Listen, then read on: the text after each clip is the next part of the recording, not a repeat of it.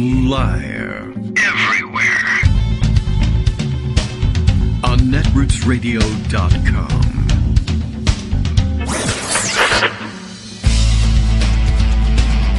David Waldman. Kagro. In the morning. Now, here's David Waldman. Hey, good morning, everybody. How you doing? It is Friday, February 19th, 2021. Ready for another show? Doesn't matter. It's time for one anyway. And planning to catch up on, of course, today. And, well, I don't know. Chief among them, I guess, according to Twitter anyway, and their algorithm, is that Prince Harry and Meghan, Duchess of Sussex, will not return as working members of the royal family. So I think that's a huge blow for the royal family or something. And do we care about that? I don't really know. Here in America, of course, we're not supposed to recognize the royal family as, well, I mean, I guess we can recognize that they're royals, just not ours. Somebody else's problem, I suppose, although now they live in America, and I guess they're our problem as well. So, okay, here we are with that astounding news. And here I am just having finished watching The Crown. My gosh, wow, what an exciting development. I can't really make it relevant to our lives, but Twitter's trying mightily to do so that's important. What else? Well, let's see. There's a new Disney movie that they're trying to make important, and a few other things too. Okay. What is important, of course, I think finally some relief possibly in the weather outlook for Texas. I think it's stopped snowing and dropping ice on them. And soon I expect some warming temperatures. I guess not the freezing temperatures we've been seeing lately, but no real relief, at least today. Ted Cruz is back in town, though, so that should heat things up. I think his saga is pretty much finished now, except for learning the nitty-gritty details, like the fact that he apparently requested the Houston Police Department to provide him with some sort of police escort through the airport. Originally, I thought, because of, I think, when the story was breaking, the timing of it, I guess I thought that he meant he wanted the cops on hand in Houston when he arrived back from his, I guess, flight of shame back from Cancun, and I guess keep the press away from him or something like that. But as it turns out, this was actually his outbound flight that he requested police assistance for, and I wonder whether he was anticipating people, I don't know, finding out about the fact that he was in the airport and coming to jeer at him and possibly throw rotten tomatoes or something like that for his role in the insurrection. But no reported problems with that. But really just amazing for him to call ahead to the police asking for an escort through the airport on his way out of town for a vacation when Texas was freezing over. And speaking of Texas freezing over, people circulating, I guess, what may be a real tweet, looks like one, or has been faked up to look like one very nicely, and it doesn't matter either way to me. If it's fake, I was retweeting it as a meme. If it's real, I was retweeting it as real, and also as a meme. But I guess somewhere along the line, 2016 or so is the vintage on this. I think it was basically him just saying, I'll believe in climate change when Texas freezes over. Well, I guess you can count on his vote now? Probably not. He'll find some way to wiggle out of that obligation, assuming he even acknowledges it as one. He does not. So far, still apologizing to some extent for having tried to escape the cold down in Cancun. Still telling stories about how it was really his plan all along, simply to escort his family down there, because it's very dangerous to get on a United Airlines flight for an hour or two from Houston. I don't know how long it takes to fly from Houston to Cancun, but it can't be that long. And I don't think they needed him. And he spent, 10 hours on the ground in Cancun. And somehow all this information is coming out about the timing with which he booked his flight home. I think apparently it was something like a 6 a.m. call to, otherwise a first thing in the morning call to United Airlines to book, to change his passage back for a evening flight back in on Thursday. and telling everybody that was always his plan all along, which sounds like garbage. And what can you do? Somebody making a great point yesterday, by the way, and saying that Ted Cruz really wants desperately to hang on to, or to bring around to supporting him, the Trump supporters, the crowds, the base, the Trump base, to support him in his further ambition.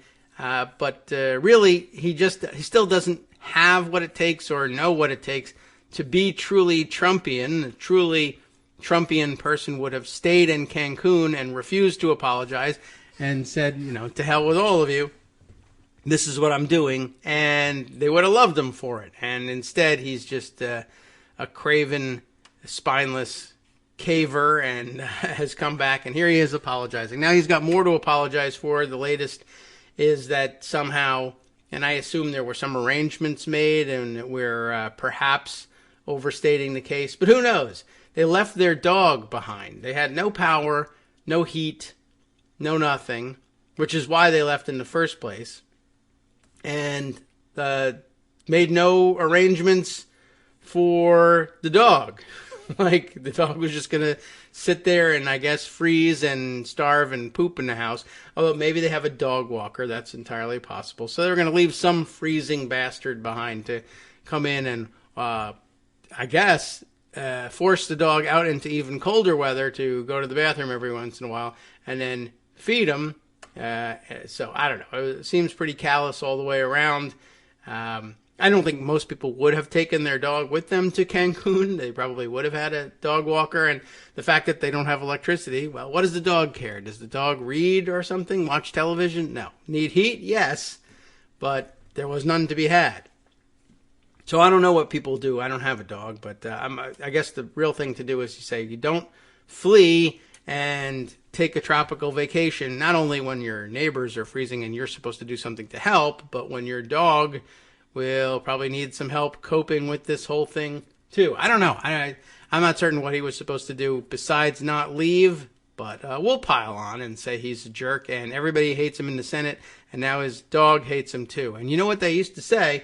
If you want a friend in Washington, not that this dog lived in Washington, but if you want a friend in Washington, get a dog. But I guess don't abuse the dog is the idea, because then you'll end up, again, with no friends. And what can I tell you? Nobody likes Ted Cruz. I also like, by the way, that on his return from Cancun, he makes sure to wear the Texas flag face mask, which is interesting because, you know him. I'm sure he thinks face masks don't work and they're all stupid and everything.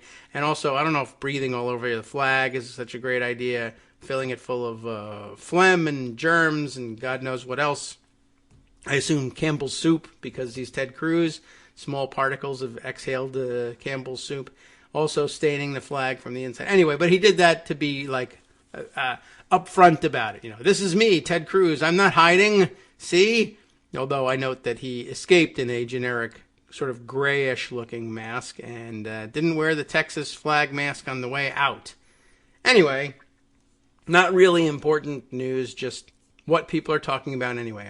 In the way of important news, I did see this from the Wall Street Journal, which I hope they'll let me continue to read. Sometimes they only let you read it once. Yes, that was the case, and I should have grabbed it when I had it available to me, and what can I tell you? I decided not to do it. Anyway, the news from the Wall Street Journal is that the Pfizer vaccine for coronavirus is, we already knew this to be the case, but I guess another study confirms that it is highly effective after just one dose, and that's good news, and seems to bolster the emergency measure taken by some jurisdictions around the world. And I guess maybe, I don't know whether Florida claims to have been doing this as a practice or not, but basically using up the entirety of its stores of Pfizer vaccine, getting one shot in the arm of as many people as possible, and then hoping that production catches up with them later and that second doses can be provided to everyone later on. But if not, the greater the percentage of the population that gets at least one shot, the lower the community spread and the severity of the disease in the meantime. So we know about that strategy. It seems to be being borne out. To be being born, yeah, I guess so. At least in some of these field, they're not trials or anything. This is just sort of like, this is the reality here, and we only have enough shot to give everybody one. Where they've been doing this, they've found it to be not only highly effective, but this is the part that kind of puzzles me a little bit, is they also find that the dose can be stored in normal, regular, everyday, commercially available, consumer available freezers, not the super cold freezers that have to take it down to whatever crazy temperature was, negative, I don't know, 50, negative something or other degrees Fahrenheit. Something collapsing around here. What was that? I don't know. Oh, that must have been snow falling off the roof or something like that. Or the roofer falling off the roof. I don't know which. We didn't even ask for a roofer, but maybe it's one of those full service roofers. Oh, the alarm is not disarmed, so you'll have to take care of that too. Thanks. So we got all kinds of nice going on in the house today. How fun. Well, we have about 30 seconds before it becomes piercing and interrupts everything. But, okay, we'll get that disarmed in just a second. All right, so just a little distraction. Oh, no, I guess we won't get it disarmed in time. Oh, that's terrific. Hey, that was fun. Is it going to work? Is it going to disarm now? No, I mean, it disarmed it, but I'm sure they're going to call. Oh, fantastic. Report already transmitted. Yay. All right. So everyone gets to hear our alarm company call because we broke out of our house. But they don't know that. They think someone broke in. Okay. Anyway, so where was I? Yes. Global pandemic before I was, distracted by my own house. All right. I guess you can store it outside, is what they're saying, at least in Texas. The important part of the story now no longer available to me because why the hell would they allow me to see anything like that?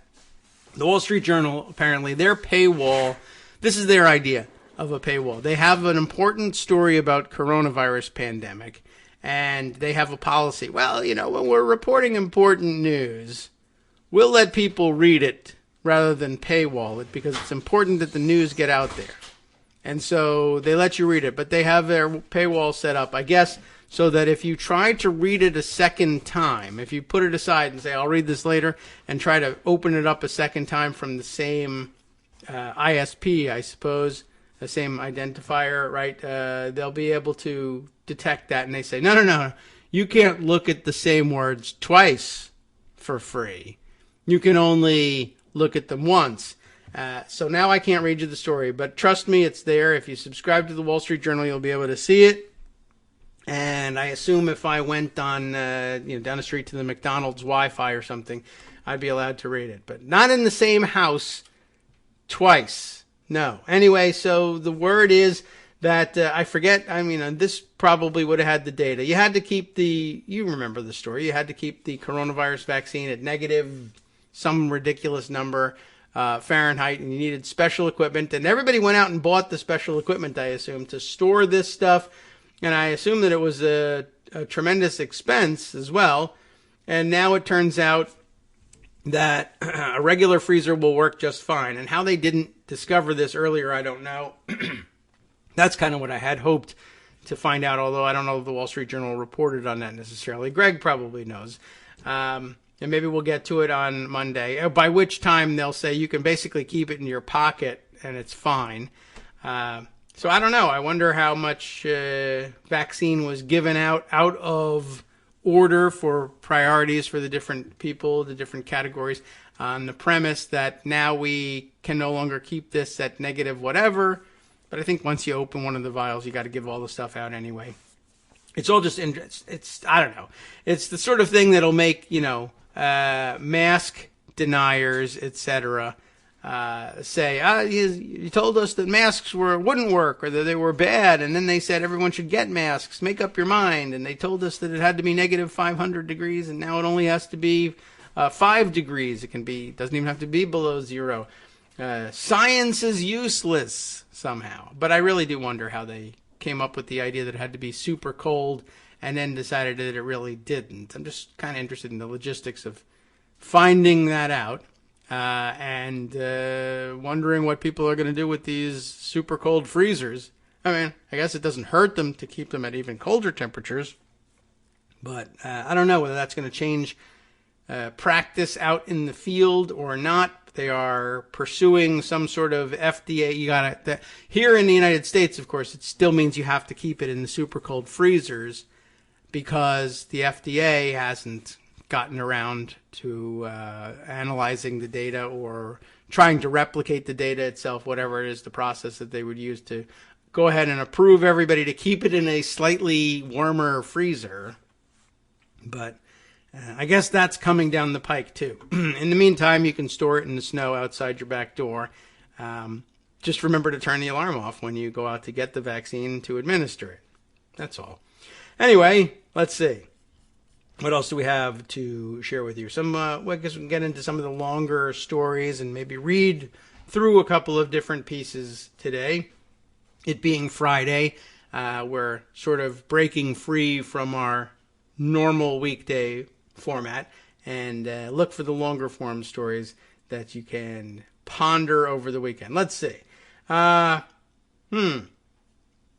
Speaking of Ted Cruz, there's a little bit more detail on him. Again, that's not really the most important news in the world, but certainly a lot of fun to watch Ted Cruz squirm in pain. Ted Cruz's Cancun trip, family texts detail his political blunder.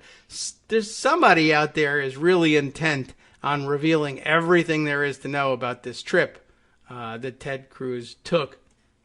And some of them I would think were probably people that he thought were in his confidence. Somewhere along the line. What we have here is, the subhead says, the Texas senator faced fierce blowback for fleeing his state as a disaster unfolded. Text messages sent by his wife revealed a hastily planned trip away from their freezing, and that's in all caps, the way she texted it, freezing family home. They actually made Shane Goldmacher and Nicholas Fandos work on this at the New York Times. And I guess I'm just curious, who's leaking Ted Cruz's wife's texts about their vacation? It's an interesting question. Let's see. All right, pardon me for a timeout there for dealing with the dust this morning. Millions of constituents across Texas, Senator Ted Cruz had a frigid home. Let's just leave it there. Because honestly, isn't that all the truth you really need? Well, okay. They're talking about the temperature of his home. And it was frigid because it had no electricity this week amid the state's power crisis, which we could talk about forever. But unlike most, Mr. Cruz got out, fleeing Houston and hopping a Wednesday afternoon flight to Cancun with his family for a respite at a luxury resort. Photos of Mr. Cruz and his wife, Heidi, and has it ever been more appropriate to have the name Heidi, boarding the flight ricocheted quickly across social media and left both his political allies and rivals aghast at a tropical trip as a disaster unfolded at home. I'm aghast. You can hear me gasping right now, I guess. All right. The blowback only intensified after Mr. Cruz, a Republican, released a statement saying he had flown to Mexico, quote, to be a good dad and accompany his daughters and their friends. He noted he was flying back Thursday afternoon, though he did not disclose how long he had originally intended to stay. It's just sort of interesting all by itself. The dynamics of his changing the flight. Anyway, and all this info is coming out. Text messages sent from Ms. Cruz to friends and Houston neighbors on Wednesday revealed a hastily planned trip. Their house was, in all caps here, freezing, as Ms. Cruz put it, and she proposed a getaway until Sunday. Ms. Cruz invited others to join them at the Ritz-Carlton in Cancun. Couldn't be worse. Where they had stayed many times, noting the room price this week, $309 per night, by the way, not cheap. And it's good security, because that's their major concern. I guess that's the sort of thing that Republican Texans share with one another. Want to get away? Sure, it's freezing here. Where are you going? Oh, we're going to Cancun, and we're going to stay in this fabulous resort. You want to go with us? You're wealthy. Come on. Sure, how's the security? I mean, it's a consideration. It's just, I don't know, it's a little weird. Probably wouldn't come up first among my list of questions, but okay.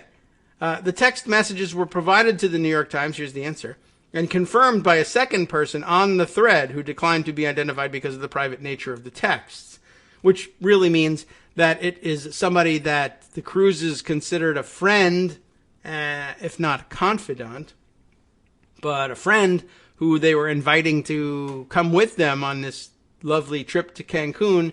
So at least two of them said, I'm giving this to the New York Times. And one of them said that, and one of them said, I'll confirm to the New York Times that this text really did get circulated by the Cruzes.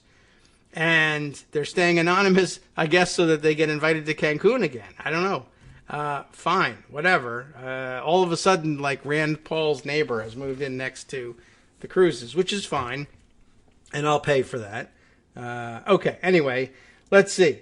For more than 12 hours after the airport departure photos first emerged, Mr. Cruz's office declined to comment on his whereabouts. The Houston police confirmed that the senator's office had sought their assistance for his airport trip on Wednesday, and eventually Mr. Cruz was spotted wheeling his suitcase in Mexico on Thursday as he returned to the state he represents in the Senate.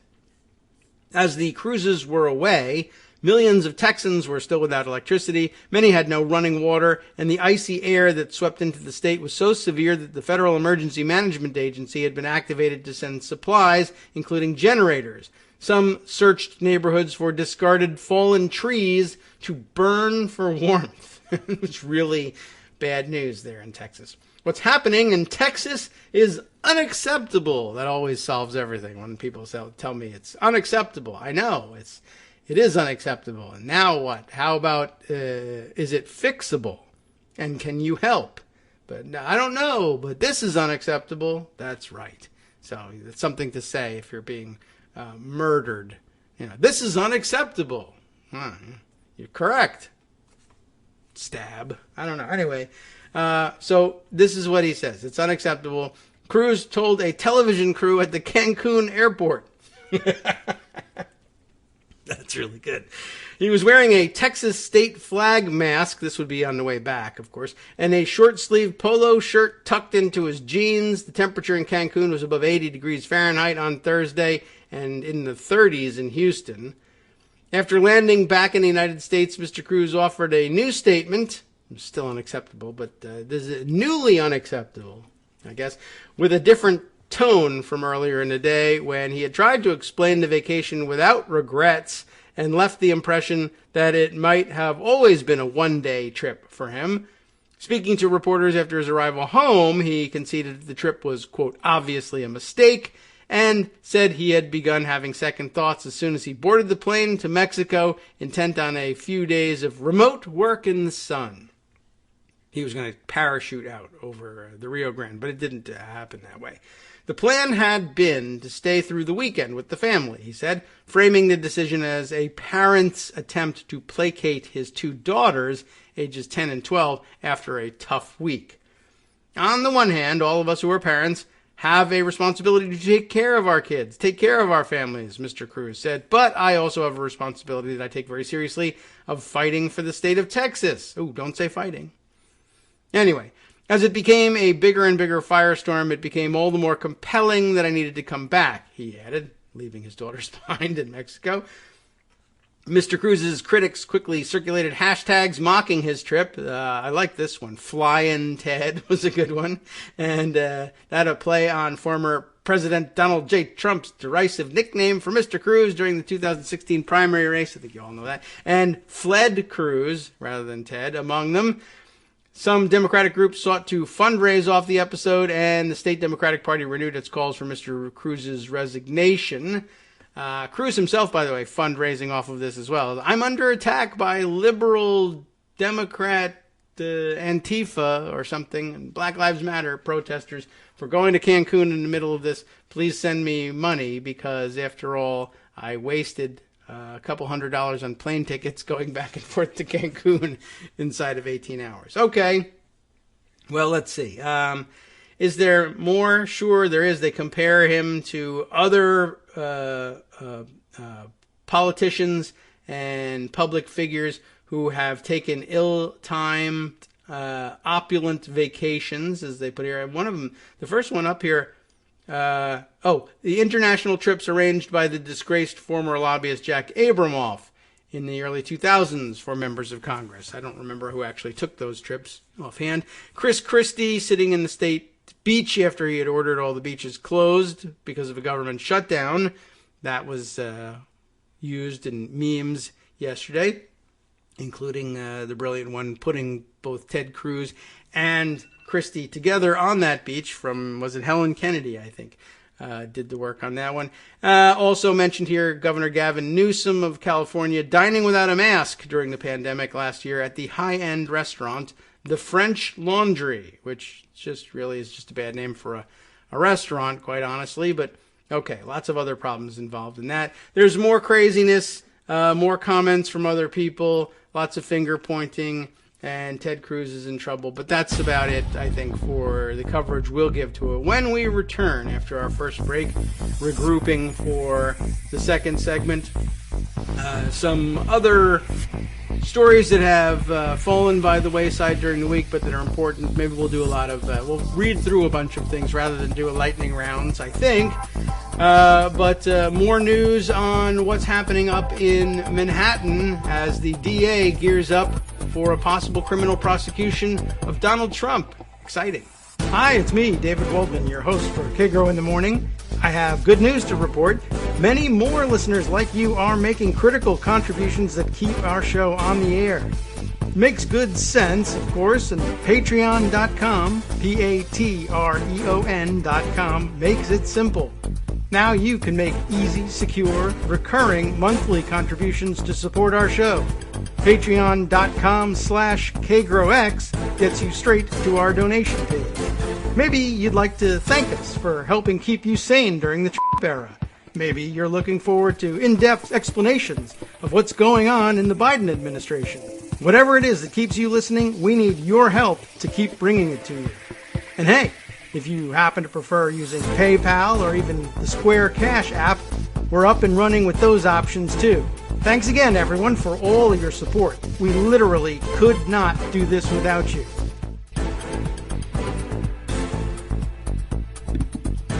All right, welcome back now to the Kagro in the Morning Show here on Netroots Radio. Just trying to figure out what show it was we were returning to in the middle of that statement. Okay, let's see. I did happen to dig up that tweet earlier about Cruz wanting to win Trump's base so badly. It's David Macau, who's Deputy Director of Breaking News at BuzzFeed News, making the comment, and I think that pretty much hits the nail on the head. Well done there, and I think captures the problem that Cruz faces generally. Let's see, a couple of other stories to share here, but I did first promise to get to the story of the Manhattan DA's office gearing up for a possible prosecution of Trump. The Manhattan District Attorney has enlisted a former federal prosecutor who is an expert on white-collar crime, an orange-collar crime, I guess, a little bit of a smeared orange on there, to join the team investigating the Trump family business. This would be, of course, a criminal prosecution for his business dealings as opposed to, say, the insurrection or any of the related stories on that front. Who's writing here? For the New York Times, William K. Rashbaum, Ben Protis, and Jonah E. Bromwich. Not Jonah F. Bromwich. Jonah E. Bromwich. Get it right. Okay. As the Manhattan District Attorney's Office steps up the criminal investigation of Donald J. Trump, it has reached outside its ranks to enlist a prominent former federal prosecutor to help scrutinize financial dealings at the former president's company, according to several people with knowledge of the matter. And here, well, let me pause to say this. This is, of course, meant to be an article in high praise of the Manhattan DA's office for agreeing to take on this investigation, and aren't we all excited to see Donald Trump perhaps one day pay a criminal price for all this? And, you want to bring in experts and all that, and I'm sure that there are, that you could always improve the acumen in the office, particularly if you happen to have somebody who might maybe be a Trump expert on top of it all. But I guess this is my issue. And maybe you just need to do it because it's an expansion of the workload and you need somebody else. But I guess I'm a little worried about the fact that for the Manhattan District Attorney's Office to say, oh, Donald Trump, huh? We need a white-collar crime specialist. Like, it's Manhattan. Where else would you... not a lot of DA's offices necessarily are going to have white-collar crime experts hanging around everywhere in the United States, but Manhattan, I would say Manhattan, say Los Angeles, San Francisco, I don't know, Washington, D.C., surely, Dallas, maybe, anywhere, really. Any major city could certainly have an excuse for doing that, but if you had to have one, you can only have one white-collar crime expert permanently resident in a DA's office somewhere in the United States. Where would you put it? I'd say Wall Street, maybe? It seems like the collars are the whitest there, if you know what I mean. Anyway, I don't know. Again, maybe they had dozens, but they just wanted somebody to dedicate their time entirely to Donald Trump. I would like to see that discussed at some point, but it doesn't fit in the word count for the New York Times here. Plus, of course, it's written for the local audience who may, 7 or 8% of the readership may, in fact, be white-collar crime experts working in the DA's office already, or at the Southern District of New York, U.S. Attorney's Office, something like that. But I don't know. Seems like they could have put something in there about bolstering their already robust white-collar criminal division or something like that. Would be helpful. The former prosecutor, maybe it's in the rest of the story. The former prosecutor, Mark F. Pomerantz, everybody wants the middle initials in there when they're in the New York Times. My parents will read this. Has deep experience investigating, I thought I was going to say expertise, but deep experience investigating and defending white-collar and organized crime cases, bolstering the team under District Attorney Cyrus R. Vance, Jr., that is examining Mr. Trump and his family business, the Trump Organization.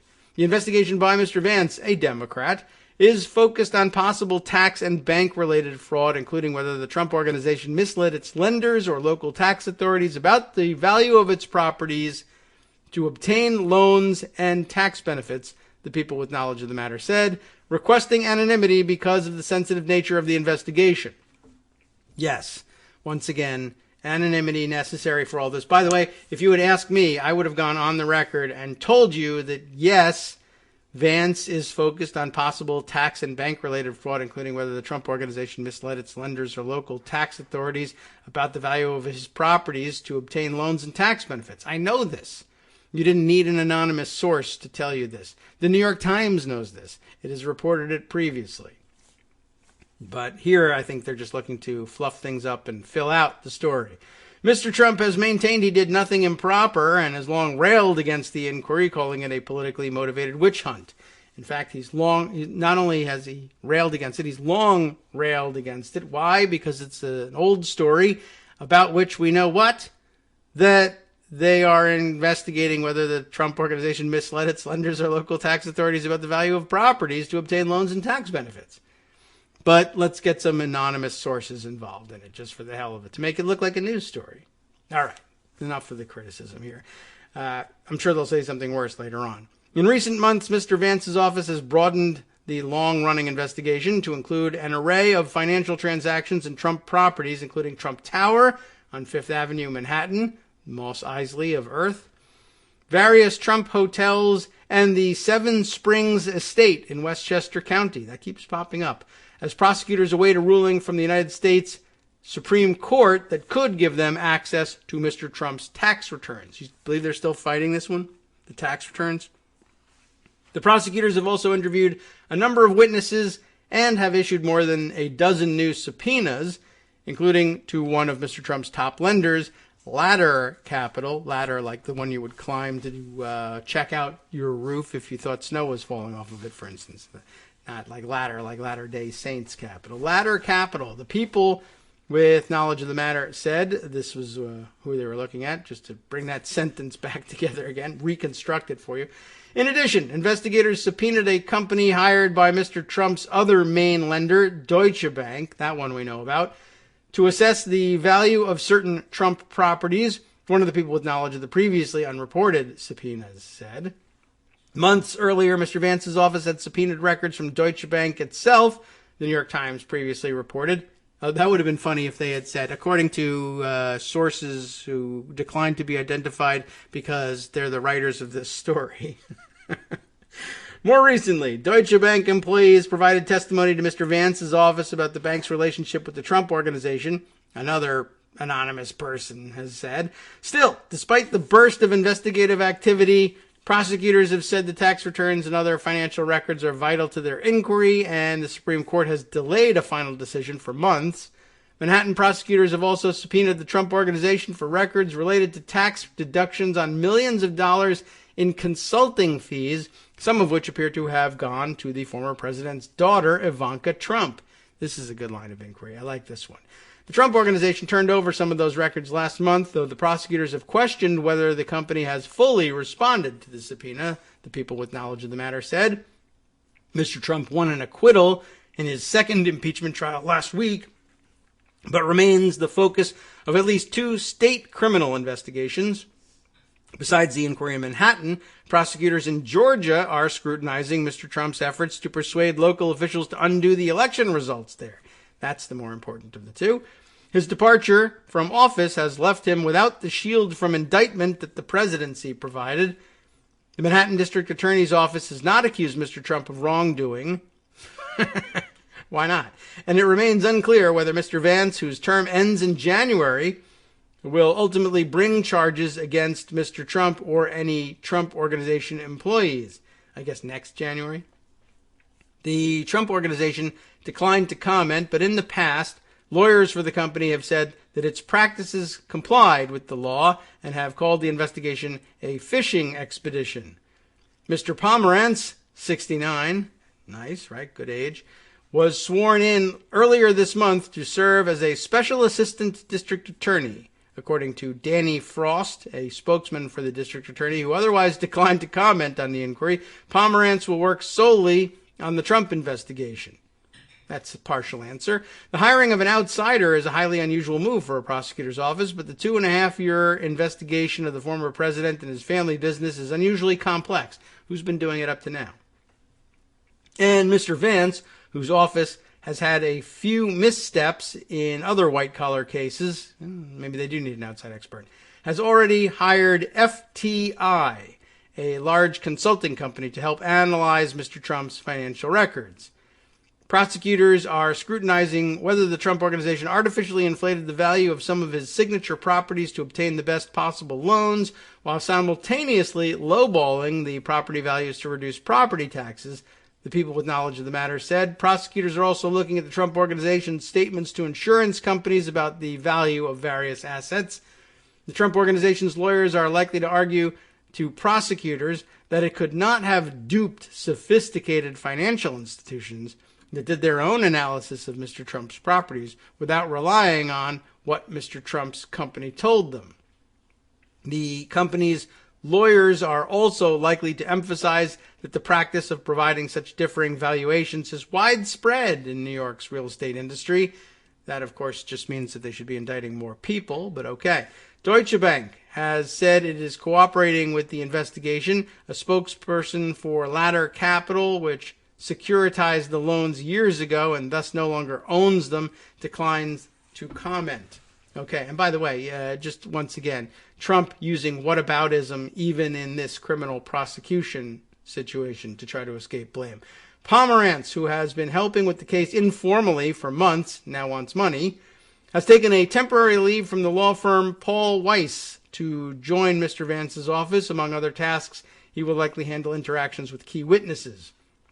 Mr. Vance also retained veteran constitutional lawyers to work on the briefs filed in the 18-month legal battle over the office's subpoena for Mr. Trump's tax returns and other financial records, which has twice reached the U.S. Supreme Court. The case was argued by Mr. Vance's general counsel, Carrie Dunn, who is helping lead the investigation.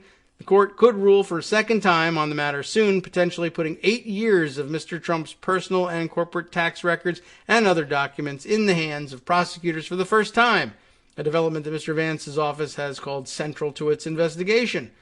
Pomerantz, a leading figure in New York legal circles, clerked for Judge Edward Weinfeld in Manhattan and Justice Potter Stewart on the Supreme Court, so going back a ways. He then became a federal prosecutor in the United States Attorney's Office in Manhattan, where he rose to lead the appellate unit before leaving in 1982. In private practice, he developed a specialty in organized crime and was involved in a 1988 case that helped determine the legal definition of racketeering. That's nice. His former law partner, Ronald P. Fischetti, estimated they tried nearly 25 cases that involved organized crime in some form or another. Pomerantz returned to the Manhattan U.S. the U.S. Attorney's Office to head the criminal division between 1997 and 99, overseeing major securities fraud and organized crime cases, perhaps most prominently against John Gotti, or as the New York Times would have it, John A. Gotti, the Gambino boss. He later joined Paul Weiss, one of the best-known law firms in New York, I guess, they say so, where he defended Robert Torricelli. You remember the Torch, the New Jersey senator accused of campaign finance violation. He worked both sides of the street, so he's not going to be biased by virtue of temperament, we'll say alleges. Robert S. Litt, a former general counsel for the Director of National Intelligence, who has known Pomerantz since 1976. So that's the lowdown on who's getting hired to do what in the Manhattan DA's office with respect to investigation of the Trump organization. Wow. Okay. By way of updates of what's happening in D.C., just thought I would bring you this quick hit from The Hill, letting you know that nearly 5,000 National Guard troops are staying in D.C. over concerns of potential violence in March. Yes, they still have an eye on the March 4th date. Still 5,000 National Guard troops staying there for another couple of weeks to make sure that the Capitol and everywhere else, I guess, is covered for that date. And I guess really they ought to be thinking, I hope they're not once again fighting the last war and sending 5,000 troops and are going to surround the Capitol when just about anything could be the target of extremist violence on March 4th. They no longer will have to exempt the White House because it's not Trump's White House anymore. In fact, I would guess that that would be something of a target, unless it turns out that the extremists are less crazy than we think they are. I think they know pretty well that ordinarily, I don't know, I guess I thought you would get in a lot more trouble or get a lot more people killed assaulting the Capitol. But I think we all still believe, and maybe we're just being foolish, that that will happen if you assault the White House. But I guess we'll find out. Maybe. I don't know. Are these people crazy enough to try this? All right. Well, thousands of National Guard troops will remain in Washington, D.C. in early March amid concerns. We've got a nice pop-up here bothering me from Skype. We'll get rid of that. Thousands of National Guard troops remain in D.C. in early March amid concerns over followers of the far-right QAnon conspiracy theory, some of whom hold out hope for that former President Trump will be returned to office on March 4th. Some of these people have figured out that apparently 75 years ago, the president used to be inaugurated on March 4th. Okay, now why that's relevant, God knows. At any rate, now they are thinking maybe we should gather again and storm the Capitol on March 4th. That is circulating online, that's the statement of House Armed Services Committee Chairman Adam Smith, Democrat of Washington, of course, who said it during a Wednesday hearing, according to CNN. Smith added that there would not necessarily be specific unrest on March 4th, but that there were concerns around the date. Wow, more pop-ups. This is really incredible what's going on here at the Hill. Assistant Secretary of Defense for Homeland Defense and Global Security. That's a broad portfolio. Secretary of Defense for both Homeland Defense and Global Security. So that's basically the whole thing, right? Why have any other assistants? Who is this terribly responsible human? Robert Salasses, I'm guessing. It's Salesses. Sales is. You tell me how he says that. Well, on Wednesday night, when they introduced him, I guess, to the press and said what his name was and pronounced it presumably correctly, he then followed that up by saying that the Capitol Police requested the 4,900 troops through March 12th, according to CNN. The number was based on different missions that they would, the National Guard members would, be supporting. This is the actual quote. I'm not actually correcting this one. He actually says it that way. The number was based on different missions that they would, the National Guard members would, be supporting response force, perimeter, security, those kinds of mission sets. What a bunch of fun lingo this is. We're working with them. As you know, the current request ends on March 12th. We're trying to determine with them what is the right level of security that they need from the National Guard, considering that the circumstances have changed. I would now suggest to you that that date being published, that March 13th looks like trouble, I guess. This is something Republicans always say this about, like leaving Afghanistan or pulling out troops of Iraq, that if you give a date certain for withdrawal, the insurgents will just return on the day after you leave. So now, I guess we'll test it over here so that we don't have to test it over there or something like that. And we'll end up fighting over here, even though we were not supposed to, because the reason we were fighting over there is so we wouldn't have to fight over here. But the Fedayeen Donald, I guess, will show up and see if they can pester the rest of us for another couple weeks. All right, let's see what else we have in pocket that deserves time on today's show, or maybe that even doesn't. Let's see. Speaking of hearings with weirdos, I guess we can make some comment about yesterday's organizational meeting of, which one was it? I forget which.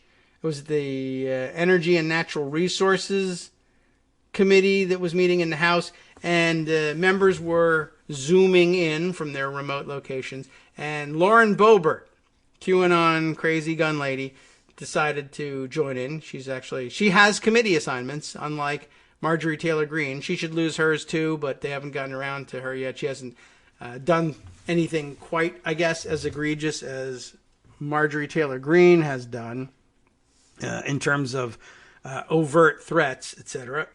Nor, of course, backing of any theories about Jewish space lasers, but I guess it's only a matter of time. Anyway, Lauren Boebert, knowing she had to Zoom in to the committee meeting, and you know how people are about their Zoom backgrounds these days, she had nothing but a couple of mostly empty bookshelves behind her with a bunch of young adult fiction on the shelves and some bric-a-brac behind her, but she decided, I guess, to decorate it, and you know how she is. So she decided that the most appropriate Zoom background for her would be to go to the gun safe, if they have one, or maybe just down into the basement and empty out boxes full of guns and bring up a bunch of surplus guns and pile them up behind her so that it looked like she had an arsenal behind her at all times, because that's the kind of person she is. And it was appropriate to her, the content of her remarks to the committee. But anyway, she looks like she stacked up two sort of AR-15 type rifles, and she haphazardly sort of crossed them behind her on a shelf. But they're just sort of leaning up there against the wall that the shelves are attached to. And then, for good measure, let's see, it looks like she took a rifle of some sort, like a old style, maybe even a pump action or lever action rifle, but stuck that on top of the young adult fiction that's behind her on the lower shelf, so that gun is there. And then that wasn't enough, so she grabbed a pistol from somewhere and sort of balanced it on the shelf with the AR-15s but in a way that, like, she didn't want to just lay it down, like, sort of, a semi-safe way of putting down a gun briefly, if you're the only one in the house, I guess, would be to just sort of, lay it on its side on the shelf. But if you did that, then it wouldn't be visible in a zoom background as a really cool weapon. It would just, be like, is that a gun? I can't really tell. So she stood it up, kind of, and balanced it on, like, the end of the muzzle and the front forward corner of the grip and the trigger guard, so sort of in a row, and it balances, and that's nice. But I don't know. So just to superfluously add one more firearm to the picture, she puts this pistol there and kind of balances it. And it's a little precarious, and I don't know if she has kids and whatever. And I'm sure it's a nice modern gun, and the word is if one of those falls off the shelf and hits the floor, it's not supposed to fire. It should be relatively safe. I think somebody even challenged her on whether or not the guns had magazines inserted into them, the AR-15s anyway. And she was only too happy to oblige by taking a picture from a different angle so that you could see that they did in fact have fully loaded magazines inserted into them. So, a super safe thing to do and performative art for Lauren Boebert. Anyway, I said it was appropriate to her discussion because apparently it was an organizational meeting and they were working on adopting the rules for the committee. And of course, the only rule she cared about was to come and argue about the rule that says, no, you can't carry guns with you into the hearing room. And she was there to protest that and to say that it was, of course, a violation of the Second Amendment. And she's in the Second Amendment absolutist. And it was interesting reading her text of her argument, that interesting in the sense like, wow, what a dummy. And nothing new here, no innovative arguments. It's just the same straight up thing. It says shall not be abridged. What part of that do you not understand? It ends right there. There's no other part that requires any interpretation. Although she did spend time reading the words leading up to that, of course, which would tend to indicate that the founders were thinking about keeping and bearing arms as a function of participating in an organized and well-regulated militia. And she didn't skip that part. She read it and she just said, what interpretation could there possibly be besides that a member of the House Energy and Natural Resources Committee is always on call as a member of the militia and therefore needs to be armed at all times. That was her actual argument. And that in lieu of a rule permitting her to carry weapons to defend herself at all times, if she couldn't have that, then she demanded that the committee pay for a security detail for her because she needed guarding at all times because of the dangerous world in which we lived. Anyway, I assume she lost on that rule revision. But she did also, in a roundabout way, point out some of the problems with these rules. Although she did point out that I guess the Budget Committee, on which she also, ludicrously enough, is permitted to serve, has no rule about firearms, probably because they didn't think it was ever going to be necessary. And I don't know whether they didn't notice that Lauren Boebert was on the committee, or maybe they haven't organized to adopt new rules yet. I don't know. But at any rate, she pointed out that they had done no such thing. And anyway, if the House Energy and Natural Resources, I guess it isn't energy, that's in the Senate. It's Energy and Commerce in the House. But Environment and Natural Resources, I don't know. I forget the formal name of the committee. But she has no business on either one of them. Anyway, they also, in debating the no firearms rule, she did make a interesting point, which is the problem they have with enforcing the rule in the House. How are you going to do this? Are there going to be metal detectors now? Are they going to be searched? Am I going to be fined if I bring my weapon in? Are they going to try to confiscate weapons from me? What's the deal? And if you don't have an enforcement mechanism, what's the point of the rule? And she has a point there. I mean, I don't think she understood why it was a point versus the others, which are not. But she did have one. They really don't know what they're going to do to enforce this thing. And I think the answer, like with the House, is they're really not going to have an answer. They're really not going to be able to stop her. They're really not going to be able to do anything but continue to fine her, which she might be fine with. I don't know. But anyway, I would assume she'd prefer to keep her salary since her restaurant was never really solvent and didn't keep her head above water. So I don't know. We'll see how they solve that problem. But just to let you know, if you were wondering, is she still crazy? The answer is yes, she is. And now you have details about why she is. All right, on our way out for our second break, I can at least let you know that this other story is going on. I'm interested in finding out who it's about. TPM reporting Capitol Police are investigating allegations of Idaho representative manhandling, and that's in quotes here, manhandling a female officer. Let's find out what that's about. Zoe Richards has written this up. The Capitol Police are investigating an incident involving allegations that Representative Russ Fulcher of Idaho, we'll have to ask Joan about Russ Fulcher, has assaulted a female officer as he passed through metal detectors outside of the House chamber last month. More problems with these metal detectors. The Huffington Post, or rather the Huff Post, reported late Wednesday. A HuffPost reporter tweeted that Capitol Police had interviewed him on Wednesday about an incident that he said he witnessed, and I believe him, involving the Idaho lawmakers manhandling an officer stationed near the recently installed metal detectors outside of the House floor on January 12th. The reporter, Matt Fuller, said that he had observed Fulcher roughly push his way past a female officer who was operating the metal detectors shortly after they were set up on January 12th. So that's kind of interesting all by itself. The reporter tweeted his observations, I missed them, after the incident, describing Fulcher as both aggressive and assertive, while suggesting that the officer on the receiving end of Fulcher's rough handling almost seemed on the verge of tears after. Fuller did not file a police report, he told the Idaho Statesman. In a statement to the Statesman on Wednesday evening, Fulcher said his office isn't aware of an investigation. Well, let me make you aware. Now you know, Fulcher. Get on it.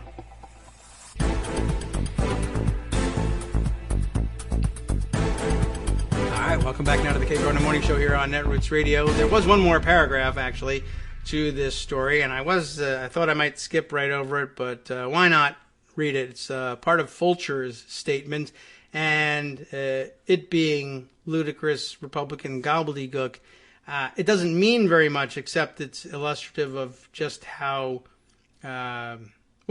lightly they take these sorts of things, I guess, and how they'll resort to whataboutism in almost any situation. Let's see. The statement reads, should there be further inquiries? Remember that we ended by saying Fulcher said his office wasn't aware of any investigation. He then says, should there be further inquiries, we look forward to formally setting the record straight on these fabricated media accusations, Fulcher said in a statement. However, please keep in mind, in this majority-driven, hostile political environment, neither truth nor fairness is the objective.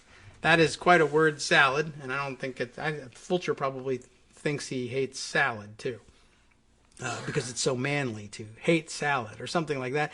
Anyway, look at that. That's really pretty amazing. So fabricated media accusations. However, please keep in mind, in this majority-driven, hostile political environment, that they're sort of borrowing the words of the snowflakes they hate so much, right? Hostile work environment. Well, this is a hostile political environment. So there. And it's majority driven, which is the way almost all political environments are driven, by a majority. And of course, then what about this? What about that? Because truth nor fairness could possibly be the objective here. So any reports that I manhandled a police officer couldn't be in the interest of truth or fairness, because after all, I'm a Republican and I'm in the minority, and the majority is driving this witch hunt against all of us, I guess. Well, it worked for Trump for many years, so maybe I'll see if it works for me, I guess, is the thinking here. All right. Maybe this is a good segue, speaking as we are of the Capitol Police, and at least two of our stories so far. Why not a third? This one appears to be rather long form, makes it good for a Friday. It's been hanging around for a while, and I've meant to bring it up, and now we've got a chance to do it. ProPublica report here about, I guess, the state of morale maybe, in the Capitol Police Force. And it was quite a headline they had here. Begins with a quote from, I guess, one of the officers. "I don't trust the people above me." Riot squad cops open up about disastrous response to Capitol insurrection. Who'd they open up to? Joaquin Sapien and Joshua Kaplan of ProPublica, or at least affiliated with ProPublica, and you know how they work. They may be partners from elsewhere. Interviews with 19 current and former officers show how failures of leadership and communication put hundreds of Capitol cops at risk and allowed rioters to get dangerously close to members of Congress, which is, after all, their primary mission, to prevent that. So, let's see. The riot squad defending the embattled entrance to the west side of the U.S. Capitol was surrounded by violence. Rioters had clambered up the scaffolding by the stage erected for the inauguration of President Joseph Biden. They hurled everything they could get their hands on at the cops beneath: rebar, plywood, power tools, even cans of food they had frozen for extra damage. Oh, remember, that was always the rumor that Antifa was doing such things. And then turned out that they never were, but the people who, I guess, are, or maybe this too is a false report, who knows, freezing cans of food to throw for extra, that seems like a long way to go for, I don't know, not a lot of impact, I guess. You still have to hit somebody. In front of the cops, a mob was mounting a frontal assault. Its members hit officers with fists and baseball bats. They grabbed at weapons slung from the officers' waists. They unleashed a barrage of M80 firecrackers. Soaked in never-ending streams of bright orange bear spray, the officers choked on plumes of acrid smoke that singed their nostrils and obscured their vision. One officer in the middle of the scrum, a combat veteran, thought the rioters were so vicious, so relentless, that they seemed fueled by methamphetamine.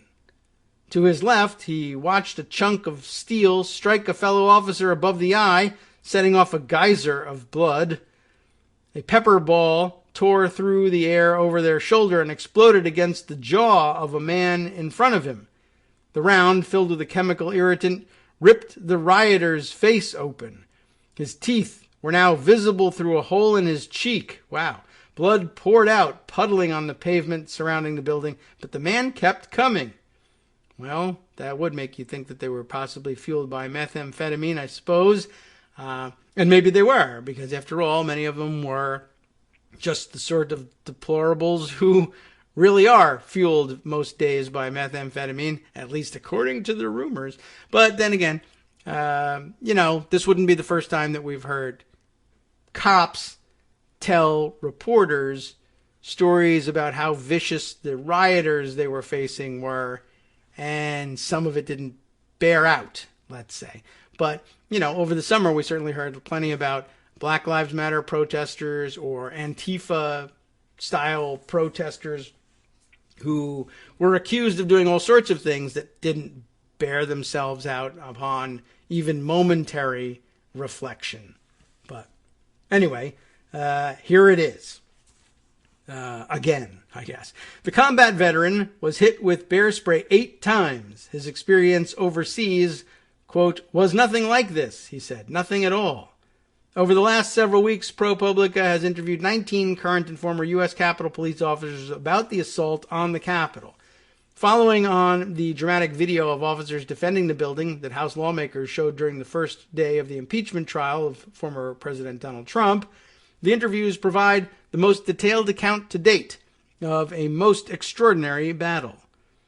The enemies of January 6th were Americans, thousands of people from across the country who had descended on the Capitol, intent on stopping Congress from certifying an election they believed was stolen from Trump. They had been urged to attend by Trump himself, with extremist right-wing and militia leaders calling for violence. Many of the officers were speaking to reporters for the first time about the day's events, almost all anonymously, for fear of retribution. That they spoke at all is an indication of the depth of their frustration over the botched response. ProPublica also obtained confidential intelligence bulletins and previously unreported planning documents. Combined, the information makes clear how failures of leadership, communication, and tactics put the lives of hundreds of officers at risk and allowed rioters to come dangerously close to realizing their threats against members of Congress. In response to questions for this story, the Capitol Police sent a one-sentence email. There is a multi-jurisdictional investigation underway, and in order to protect that process, we are unfortunately unable to provide any comment at this time. The interviews also revealed officers' concerns about disparities in the way the force prepared for Black Lives Matter demonstrations versus the pro-Trump protests on January 6th. Officers said the Capitol Police Force usually plans intensively for protests, even if they are deemed unlikely to grow violent. Officers said they spent weeks working 12 or 16-hour days, poised to fight off a riot after George Floyd was killed by Minneapolis police, even though intelligence suggested that there was not much danger from protesters. We had intel that nothing was going to happen, literally nothing, said one former official with direct knowledge of planning for the Black Lives Matter demonstrations. The response was, "We don't trust the intel." By contrast, for much of the force, January 6th began like any other day. We normally have pretty good information regarding where these people are and how far they are from the Capitol, said Keith McFadden, a former Capitol Police officer and union leader who retired from the force following the riot. We heard nothing that day. For the members of the riot squad who formed the first line of defense on the Capitol's lower west terrace on January 6th, the lack of information could not have come with higher stakes. Thrust into the most intense battle of the insurrection, the roughly 24 officers bought lawmakers crucial time to scramble for safety. For about 100 heart-pounding minutes, they slipped and skidded across a stone surface slick with blood and bear spray, attempting to hold their ground against a rampaging mass of thousands. To many of them, it felt like no one was in charge of the Capitol's defense. All they could hear on the police radio were desperate cries for help. At one point, the combat veteran was forced to stumble back from the line, his face so covered in bear spray he could barely see or breathe. When he came to, a surge spilled over to his south. The crowd pushed over several bike racks.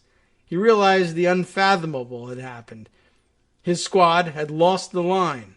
The mob could now enter the Capitol. There was no choice but to fall back. The officers stumbled over blood and debris until they were pressed against the limestone wall at the rear of the terrace. The mob had them cornered. The officers, drained from their standoff, found a narrow staircase leading to an entrance of the building, but it could only fit one officer at a time, so they took turns climbing it as the crowd closed in, screaming obscenities and threatening murder. Well, all sorts of fun shouts from the crowd, almost none of which are actually utterable on our air. Well, I mean, we can say anything we want, really, but you know how we are.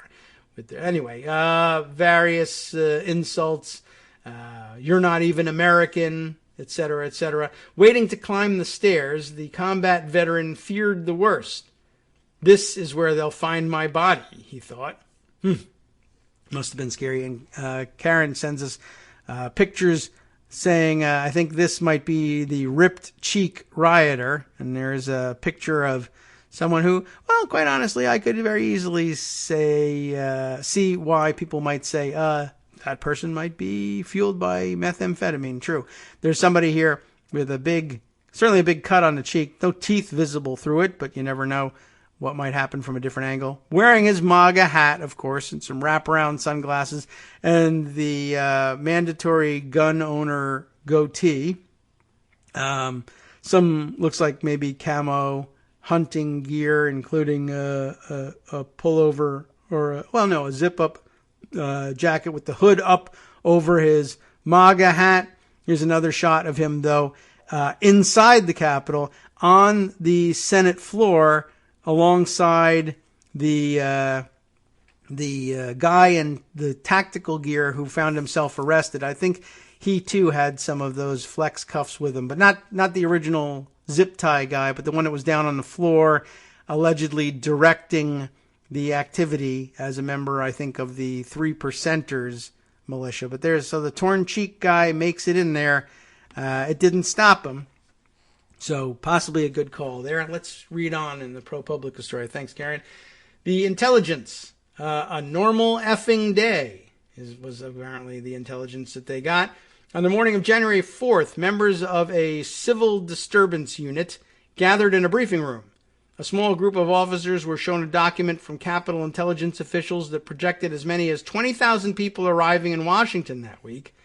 The crowd would include members of several militia and right-wing extremist groups, including the Proud Boys, the Boogaloo Boys, all the boys, and the white supremacist Patriot Front. Some were expected to be armed, according to one officer who attended the briefing. The document anticipated that there could be violence. Okay, sounds right so far. The officers weren't allowed to physically share the document with anyone else, but they relayed its substance to the rest of their squad in a separate meeting. Together, the unit members discussed possible scenarios and pored over a map of the Capitol and its surroundings to identify vulnerable areas that could erupt in conflict. The iconic west front of the Capitol emerged as an obvious target. Donald Trump was going to speak at the Ellipse across from the White House. From there, it's a direct walk past the Washington Monument and the reflecting pool outside the Capitol to the western facade of the building. The riot squad knew that if the crowd was going to violently confront police, that's where it would probably happen. But the intelligence the unit relied on to make that judgment was not widely shared within the department. Several officers assigned to other commands told ProPublica they received no warning whatsoever going into January 6th. We went to work like it was a normal effing day, one said, and really, read the newspapers, guys. I mean, that could be it. By the way, on face torn guy, Karen says, I've seen pictures with the guy's teeth visible through the hole. Trust me, you don't want to see them. Oh, now you make me want to see them. But I think you're probably right. I don't need to. I'll believe you. I mean, he's clearly been hit in the face with something, though he seems to be unperturbed by the whole thing. And I don't know. I mean, I guess I don't know what the nerve groupings are like in the cheek. I think once you're over the initial shock of it, well, certainly some meth would probably help with that. We don't know that he had any with him at the time. So anyway, okay, I think you've got the right guy. And clearly he also made it all the way to the Senate floor, so he ought to be in trouble. And maybe we could find those pictures in a charging document somewhere by now. All right, back to the cops, though. In this, it was business as usual, said another who has been on the force for more than 15 years. The main thing we were told was to be on the lookout for counter-demonstrators. Counter-demonstrators. And there were none. The Capitol Police Force is made up of 4 main divisions, each responsible for safeguarding its own section of the Capitol complex. Just before I go on, I guess what they mean obviously here, the hint we're supposed to take from this is we were told to be on the lookout for counter-demonstrators, i.e. Antifa, who are going to come here and fight the demonstrators. And, the Capitol Police are at bottom police. They're still cops, and they probably still were more excited about the prospect of beating up on Antifa than anybody else. But then there were none. And maybe less than excited about beating up on the people who were actually assaulting the Capitol until it was too late. All right, where were we? Oh, yes, right. 4 main divisions, each with its own responsibility, safeguarding its own section of the Capitol complex. But ProPublica learned that these divisions operate in silos, often out of sync with one another, which is probably a bad idea, I would add. On January 6th, their failure to coordinate led to disastrous results.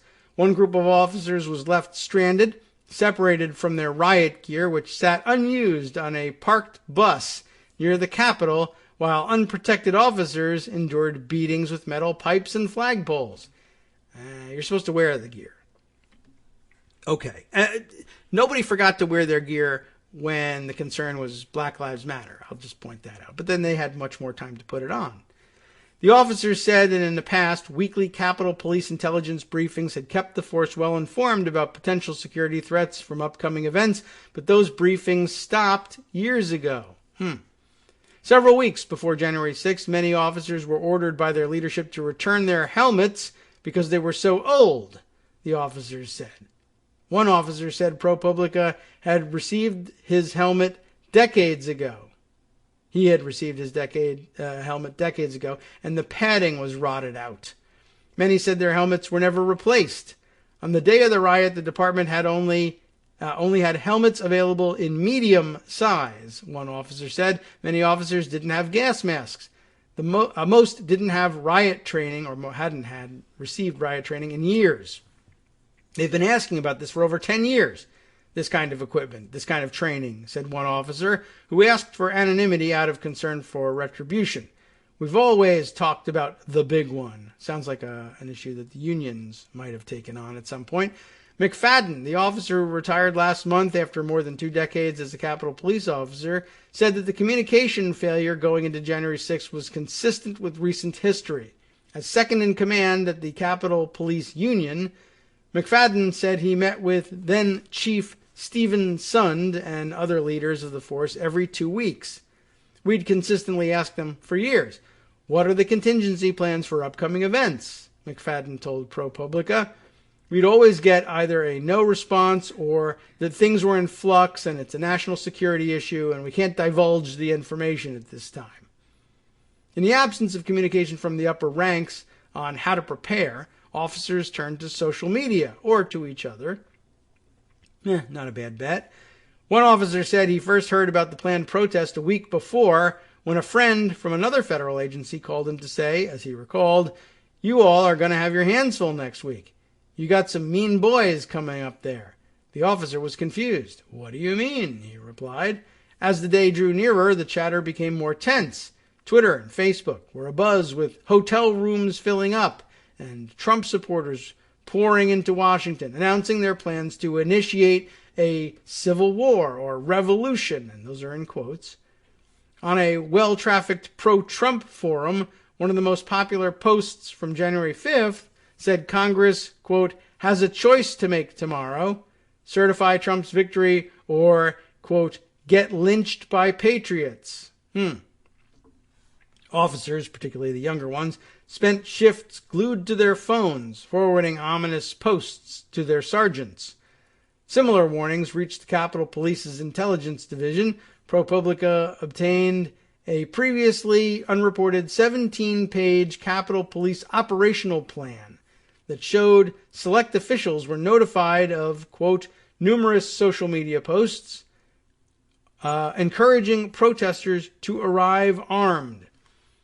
The document, which is dated January 5th, also states that white supremacists and the Proud Boys were expected to attend the rally along with other extremist groups, including Antifa, the left-wing movement that has clashed with far-right groups and drawn the ire of some Republicans. The plan called for counter-sniper teams on the Capitol dome and officers monitoring for concealed weapons, but did not discuss a potential breach of the Capitol. It's interesting how few people got shot, given that they were deploying sniper teams. Other intelligence reports reviewed by ProPublica reveal inconsistencies, a sign of internal confusion about how best to respond. ProPublica also obtained 4 daily reports from the department's intelligence division that were shared widely among commanders of the force, spanning the dates January 4th through January 7th. The documents make no mention of expected extremist groups or the possibility that demonstrators would be armed.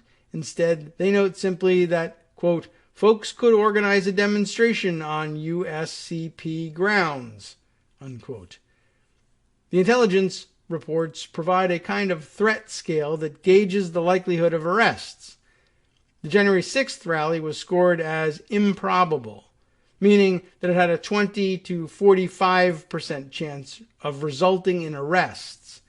2 small anti-Trump counter-demonstrations organized by local left-wing and anti-fascist groups were assigned the same risk level. I don't even know if those counter-protests ever materialized, but interesting. Well, I guess they were right. They mostly didn't arrest anybody that day. Don't think it was because they were told they probably wouldn't, but what can you do?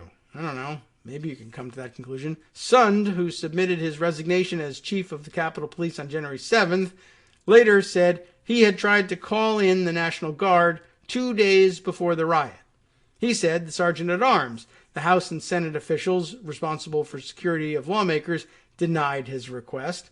Both officials have since resigned. Reached by phone, former House Sergeant-at-Arms Paul Irving declined to comment. Former Senate Sergeant-at-Arms Michael Stenger did not immediately respond to a message left by phone. So I guess we won't know anything but the fact that they denied, or it's alleged that they denied a request for the National Guard. Interesting. In an emailed response to questions for his story, Sund said he and other departmental leaders were not responsible for assigning risk levels to upcoming events, and that he is, quote, not sure of the process the Capitol Police Intelligence Division uses to assess risk. He said intelligence was shared with division commanders to pass along to their troops, and that he emailed the assistant and deputy chiefs on January 5th to ensure officers knew what to expect the following day. Sund also said the force did much more to prepare for the events of January 6th than we did to prepare for BLM demonstrations, including expanding the perimeter around the Capitol and coordinating support from Metropolitan Police. He said any breakdown in communication on January 6th was surely the result of the extraordinary events of that day. He also defended his actions in an 8-page letter to congressional leaders dated February 1st, saying, in essence, that he and his fellow leaders did the best they could with the information they had. Sund said he ordered an all-hands-on-deck response, meaning every available officer would be working. He said he deployed about 250 specialized crowd control officers, approximately 4 platoons of which were outfitted in riot gear. He said that during the riot he urgently requested help from a variety of federal and local agencies. No state agencies there in D.C., of course. He added that the Capitol Police ordered more helmets and received about 100 of them on January 4th, but he acknowledged that a number of systems broke down. I also wish we had better intelligence and warnings about the possibility of this type of military-style armed insurrection, Sund wrote, pointing out that there was a shared responsibility across a number of agencies. The entire intelligence community seems to have missed this. I don't know how. Next up here, run up to the riot. If something happens, just find work is the name of the section here, and let's see what that means. At 7 a.m. on January 6th, an officer of the department's midnight shift finished work and got into his car near the Capitol. Already, swarms of people were walking past, waving Trump flags. He sat in the driver's seat for a minute, watching. He called up an old colleague and marveled at the crowd. The officer was surprised his superiors were letting him off duty. During the Black Lives Matter protests last summer, the night shift had often been held over to help. But he hadn't heard anything from his bosses, so he drove home to the Maryland suburbs and went to sleep. When he woke up, he saw on television what was happening and sped back, following an unmarked police car that had its lights flashing. Meanwhile, officers belonging to the riot squad were making their way into the district to start their shifts. They could see throngs of people pouring out of Union Station, the railway hub, within sight of the Capitol. They, too, were startled by the number of people on the streets that morning. It seemed that at every red light, 100 demonstrators crossed in front of them. The officers hurried to prepare themselves for a long day. At 10 a.m., as Trump supporters began to gather to listen to the president, the riot squad held roll call at a building a few blocks from the Capitol steps. There was little new to share from the intelligence division. Instead, the riot squad's sergeants played clips found on social media, videos of protesters meeting in cities across the country, getting ready to drive to D.C. They told officers to make sure they had filters in their gas masks and snacks in their pockets. With no real protection, or rather direction, from their superiors, the sergeants tried to get their troops mentally prepared. You guys all drove in. You guys all saw the same thing we did, one of the sergeants told the officers, according to the members of the team. If something happens, another instructed, just find work. I guess find out where you're needed and see if you can fill in. The unit put on their riot gear, helmets and body armor. Shields were placed in strategic areas around the Capitol complex, though some officers later said they could not get to them. One sergeant gave officers a final warning. And what was that final warning? If this goes good, then we'll laugh about it, he told them. But if it goes bad, it'll change your life and you'll never forget about it. They'll talk about this for years and years and years. Wow, that's pretty prescient. The riot squad members got on a bus to await their orders. Sitting in his gear, one officer was struck by the age range of the people in attendance. People had their little kids, 2-year-olds, babies, and strollers, he recalled. More after this. Hi everybody, it's me, David. Let's change things up from the old fundraising pitch for just a minute and talk instead about how you can be a part of our show. If you've got a smartphone or any other electronic recording device, why not sit down and record a segment for us? Read us an important article and give us your take. Or read one of your own original essays, or even just give us your commentary on something you'd like to share that's important to you. Then send the file to me at kagrox@gmail.com and I'll try and work it into the show. Short segments, a few minutes in length, are easiest to fit in. And of course, I can't always guarantee that I'll be able to play everything, but if you've ever shouted at your radio or TV about something you wish was being covered, here's your chance to change that.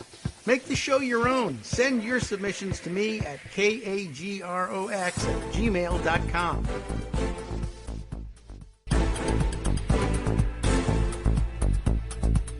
All right, welcome back now to the Kagro in the Morning Show here on Networks Radio.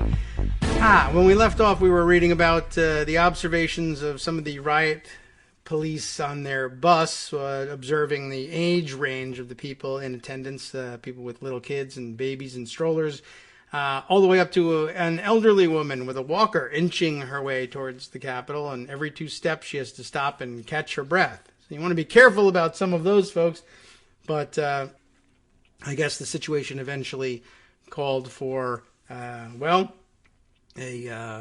more aggressive response than I guess they thought they were going to have to give. All right, continuing with the piece here. After about an hour, the radio crackled. A possible bomb had been found outside the Republican National Committee headquarters, southeast of the Capitol complex. Capitol police officers raced to the scene. We heard about that on the day of, I think. On the bus, the information did not set off panic. Suspicious packages are discovered all the time on the Hill. Usually they are false alarms. Then another, more urgent call went out, a 1033, code for an officer in distress. An officer had been knocked backwards and hit her head on a flight of steps. The outer perimeter surrounding the west front of the Capitol had been breached. Normally, the sergeants on the bus would wait for orders, but one snapped, "F this, we're going," he said. The bus steered around the Capitol, barely squeezing between parked cars and protesters that had clogged a drive alongside the building. Realizing they were effectively marooned, the sergeants ordered the riot squad off the bus. They began to walk across a wide lawn outside the Capitol. As the officers drew closer, they realized that the lower section of the building's west terrace was guarded only by what is known as a soft squad, officers with little protective gear, dressed in neon yellow outerwear and baseball caps. The rioters were attempting to pull away metal barricades known as bike racks and striking officers with their fists. With about 150 yards to go, the squad members broke into a dead sprint. And I think we all saw the video of how the outer perimeter around the Capitol that day was manned. I mean, it was almost impossible to cover such a long, wide perimeter like that. And I was also marveling at the fact that usually I think those bike rack barriers are very often zip-tied together to make it more difficult, to knock one down and make a breach. And I noticed that they didn't do that this time. And I don't know whether they've changed their thinking on the tactics involved in that, and that maybe zip-tied ones can knock a whole bunch of them down when one of them goes over, or what. But seemed pretty ineffective. And I think that's probably what the role of the Proud Boys was in a lot of this, was they knew that they would be able to breach these soft outer defenses, but that somebody had to have the motivation, the will to actually physically confront officers and throw punches in order to overwhelm them and push those barriers down, and that ordinary protesters probably wouldn't be willing to do such a thing. They might push and shove and yell at the police, but they wouldn't be willing to strike the first blow, and I think that's what they seated the crowd with the Proud Boys for, so that they would be the ones willing to throw those first punches and encourage everybody else to do the same thing. All right, so here comes the riot squad now in a dead sprint. Once they reach the lower steps, the riot officers spread out behind the soft squad, tapping its members out one by one. The riot squad came into formation in front of their less protected colleagues. About 24 officers attempted to hold 120 feet of open space behind the line of barricades.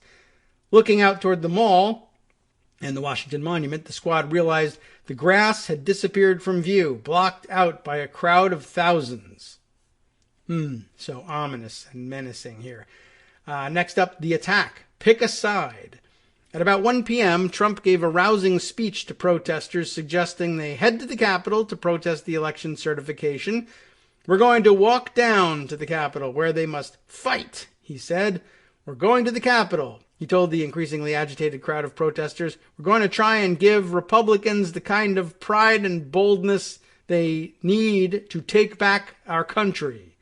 Vice President Mike Pence had just arrived at the House chamber.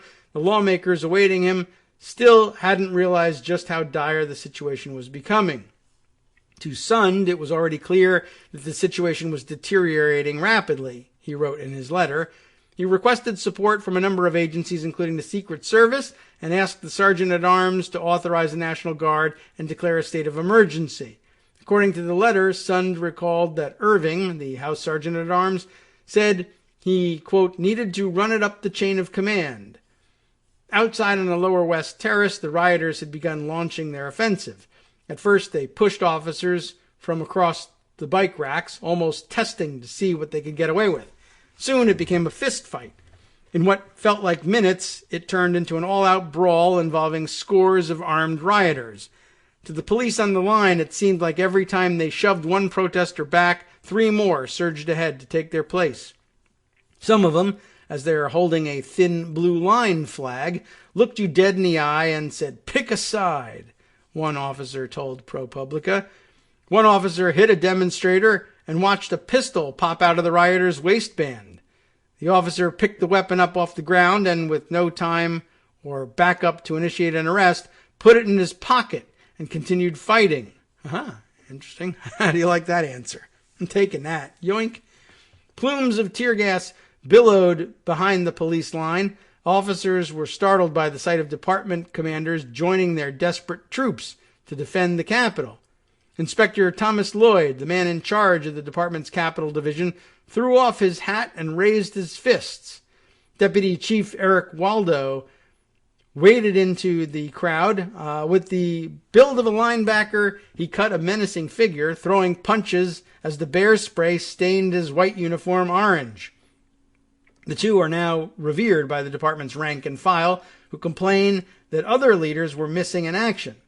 Waldo, it's W-A-L-D-O-W, in case you're wondering, and Lloyd referred ProPublica to the Capitol Police Public Information Office, which declined to comment. The only other high-ranking official who officers said they heard on the radio that day was Yogananda Pittman, the department's assistant chief for protective and intelligence operations. Multiple officers told ProPublica that Pittman addressed the troops only once on the radio when she ordered that the Capitol be locked down. Lloyd, the union said in a public statement in January, had already given the same order about an hour before. Elsewhere, another riot squad was in even worse shape. The officers had been dispatched to help quell a group of protesters gathered near a monument west of the Capitol, but they had been instructed by their superior officers to leave their gear on a bus. Now they were separated from the bus, defenseless. They were holding back some protesters with just bike racks, said McFadden. Well, those bike racks actually were used as weapons against the officers, who had the bright idea of sending a hard squad with no gear. The coordination was just not there. McFadden said that one member of the squad was hit in the head by a bike rack and knocked unconscious. As the battle raged, officers stationed away from the combat were still trying to figure out if they were authorized to respond. They heard calls on their radios for all available units, but officers at fixed posts didn't know what that meant. How the F am I supposed to know if I'm available, thought one officer, stationed at a perimeter post with no rioters in sight. The officers' supervisors didn't know either. The group decided to stay put. If they left, there was a chance that their post could be overrun. They were stuck listening to their colleagues fight and cry for help over the radio.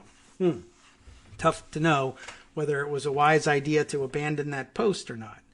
McFadden was also stationed away from the rioters, tasked with guarding a parking garage on the Rayburn House Office Building's west side. From his post, he had a clear view of the battle on the west front, but he'd received orders to stay at the garage entrance. At 56 years old, he had worked for the Capitol Police House Division for more than 20 years. He was slated to retire in just a few weeks. Now he was watching, powerless, as flashbang grenades went off in front of a building he was sworn to protect. By this point, time had become a blur to the officers at the West Front, but somewhere around 1:15 p.m., it felt for a moment like the cavalry arrived. Dozens of officers in black riot gear came over the wall on the south side of the terrace. Washington's Metropolitan Police Department, the only other members of law enforcement on the West Front in riot gear that day, had arrived. But the reinforcements could only slow the crowd. About an hour and a half after the Metropolitan Police arrived, the rioters broke through the line. In the melee, a rioter was captured on video hurling a fire extinguisher at the Capitol Police. It struck an officer on the head, giving him a concussion, according to his colleagues. That officer was one of at least two to be assaulted with such a device that day. Another, Brian Sicknick, died from his injuries the following day. I'll note again here that apparently that now in question, although no doubt that it was the events of the day that caused Brian Sicknick's death. Apparently some question about whether or not he too was in fact struck by a fire extinguisher or something else. The rioters pulled at least two of the Capitol Police officers in riot gear into the crowd, stealing their batons and pepper spray and setting off a kind of human tug-of-war before other officers were eventually able to pull their colleagues out. Soon, the police had their backs against the wall. They formed a semicircle, doing their best to defend themselves against jabs with flagpoles and shots from bear spray canisters and pepper spray guns. The officers made their way toward the staircase leading up to the second floor of the West Terrace. A line of officers pushed each other up the narrow steps. When they got to the terrace, they rushed through a door leading to the inside of the building. Metropolitan Police formed a wall of riot shields behind them, sealing off the entrance. The crowd never made it through the doors. Video footage shows a Metropolitan Police officer trapped in the door, screaming in agony. I've seen that one. As the police poured inside, some members of Congress were still on the House floor, yet to be evacuated. At around this time, Sund was on a conference call with 4 different agencies and had just learned that he needed Pentagon approval to activate the National Guard. Really? That was the first time he learned of that? According to Sund's letter, Lieutenant General Walter Piatt, the director of Army Staff, remained skeptical.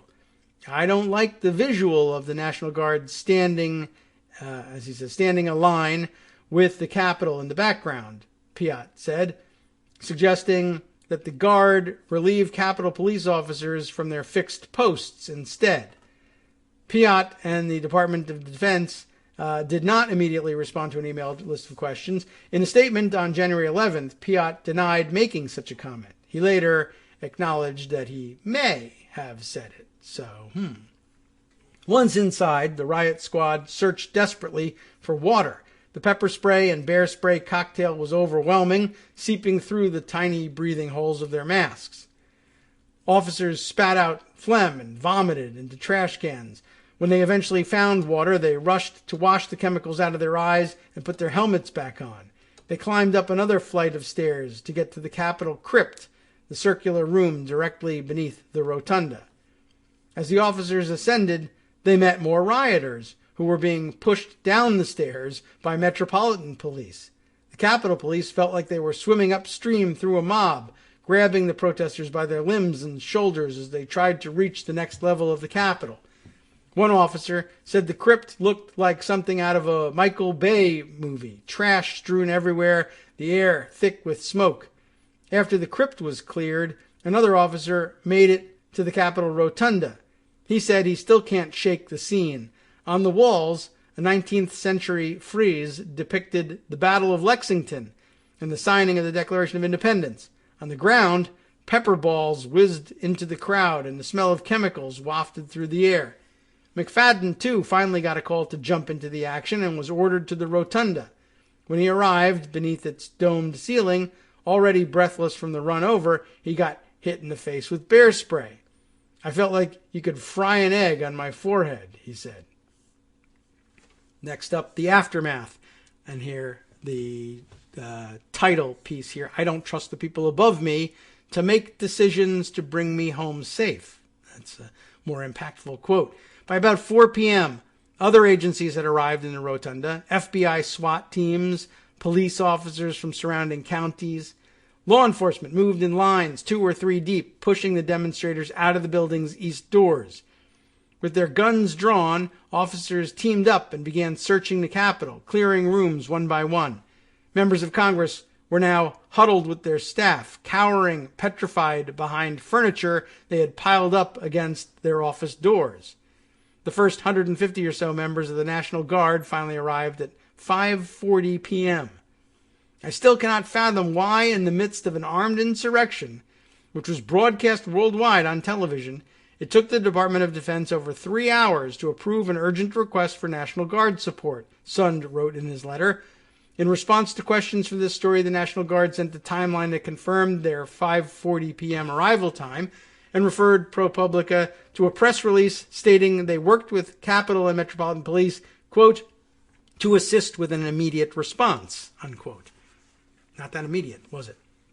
At around 8 p.m., Capitol Police declared the complex secure. It was pitch black outside by the time the riot squad that fought on the West Front reunited. There was little conversation. They sat exhausted on the steps by the memorial door, helmets at their feet, staring at each other in disbelief. Some hugged each other, others cried. One saw that he had missed 17 calls and nearly 100 text messages. High school friends he hadn't spoke to in years reached out on Instagram. In text after text, the same words. I saw the news. Call me when you get this. I love you. The messages made some of the news coverage that came later, in which police were accused of siding with the mob, easier to stomach. He knew nothing he had done that day could be construed as complicit with the rioters. It looked like at least some of his friends and relatives knew it too. All right, well, at least this one officer. I feel like I missed the transition to this one officer's recollection. But okay, several officers said they didn't get home until the early morning hours of the next day. One said when he got home, he went straight to his washing machine to put his bear spray-soaked uniform into a cold water wash. Another said he could not get rid of the smell or the itch of the chemicals for days. For a week afterward, one officer said he cried nightly. 3 Capitol police officers died in early January. Brian Sicknick, who was beaten over the head with a fire extinguisher, maybe. Howard Liebengood, who died by suicide following the riot. And Eric Marshall, who died of cancer 4 days before the riot. Almost 140 Capitol and Metropolitan Police officers were injured, according to a union statement. One had 2 cracked ribs and 2 smashed spinal discs. We heard more about the extent of the injuries during the impeachment trial as well. A week or so later, McFadden and Union Chair Gus Papathanziou, Greek last name, Gus Papathanziou, met with leadership for the first time since Sund's resignation on January 7th. Acting Chief Pittman, Assistant Chief Chad Thomas, and other senior officers were in attendance. Lloyd, the inspector who had thrown punches on the West Front, was also there. McFadden had the sense that Lloyd was only brought in to defuse tension with the Union, which had more questions than leadership had answers. Pittman acknowledged that the force was in a dark place and a culture change was sorely needed, but McFadden said the acting chief quickly became taciturn. When she was asked where she and her fellow chiefs were during the riot and why they weren't on the radio, she dodged the question. Meetings with union leadership usually last an hour, but after 30 minutes, McFadden said Pittman got up to leave for another engagement. The union leaders were enraged. They turned to Thomas and asked why he wasn't on the radio that day. He said he was trying to do that for like 10 to 15 seconds and he couldn't get on the radio, McFadden said. This event lasted for hours. I mean, come on. Pittman and Thomas did not respond to calls for comment. It was only through Pittman's testimony at a closed congressional briefing on January 26th that most Capitol Police officers learned that the force did in fact have intelligence warnings of possible violence. She admitted that the department failed to adequately act on it. The officers said they are still waiting for an apology. Many are looking for new jobs. Let's face it, now the whole world knows where the vulnerabilities of the Capitol Police are, or where the Capitol are, said one officer. I don't trust the people above me to make decisions to bring me home safe. Very interesting and dramatic conclusion to that ProPublica piece. It took quite a while to get through it. And I've got something else. I guess we can just, close out with more stories of the Capitol Police here. Let me, why didn't this one get transferred into Pocket? If not, I can read it off the other screen. But I have a Newsweek piece here. Remember Newsweek? They're still around. This is a slightly different angle on things, one about which you may still have questions. Emily Zachor, perhaps, C-Z-A-C-H-O-R, perhaps Chatchor. I don't know. Well, you tell me. Anyway, she wrote this piece for Newsweek. 35 Capitol Police officers under investigation in connection with the riot. Let's see what this is about. Almost 36 U.S. Capitol Police officers are under investigation for their conduct during last month's violent attack on the federal complex they are primarily assigned to protect. Of the 35 officers involved in the Capitol Police's ongoing internal inquiry, led by the law enforcement agency's Office of Professional Responsibility, 6 were suspended with pay on Thursday afternoon, according to a spokesperson who shared the update with Fox 5 DC's Lindsay Watts. Our Office of Professional Responsibility is investigating the actions of 35 police officers from that day. We currently have suspended 6 of those officers with pay, the agency's statement read. I know, you just said that. Acting Chief Yogananda Pittman has directed that any member of her department whose behavior is not in keeping with the department's rules of conduct will face appropriate discipline. That's got to enrage the rank and file who believe that she didn't even act appropriately. Let's see. What else have we got here? News of the internal investigation's progress comes more than a month after thousands of former President Donald Trump's supporters stormed the Capitol on January 6th. Those who participated in the siege did so to overturn results of the November election. Blah, blah, blah. We all know about that. 5 people, including 1 Capitol Police officer, died as a result of the riot, while dozens of others suffered injuries. Several hundred Capitol Police officers, were stationed around the complex at the time of the insurrection, which coincided with the U.S. House and Senate's joint congressional sessions to certify President Joe Biden's Electoral College victory. The initial group of officers was later joined by hundreds of others from the D.C. Metro Police Department and eventually another 1,100 members of the D.C. National Guard who arrived to provide reinforcement. Officers affiliated with the Capitol Police in particular were subject to widespread scrutiny in the aftermath of the attack, where photographs showed some posing for selfies beside rioters as they gathered outside. That's true. We did see that. Federal lawmakers immediately called for an investigation into law enforcement's handling of the uprising. We recognize the bravery of Capitol Police and law enforcement officers who protected members and essential workers in the Capitol complex yesterday. At the same time, it is obvious that there was a severe systemic failure in securing the building's perimeter and in the response once the building was breached, said Representatives Rosa DeLauro and Tim Ryan in a January 7th statement announcing the House Appropriation Committee's intent to conduct a review of law enforcement response to the riot. Stephen Sund, the former Capitol Police chief, resigned the same day. 3 Capitol Police officers were reportedly suspended, and 17 became involved in conduct investigations within a week of the insurrection. Newsweek contacted the Capitol Police for confirmation and further comment, but did not hear back before publication. Is that really honestly it? No wonder Newsweek is falling apart. What's the date on this thing? That's yesterday, February 18th. All right, so 35 Capitol Police officers now under investigation, up from 17 or so, and no indication as to what they may have done in particular, though perhaps we shouldn't expect any details on that until the investigation comes to a close. But there you have it. Okay, the number's up to 35, and we await the results. I have no idea how long such an investigation might take. Okay, just a few minutes left in today's show before you're on your own for the weekend.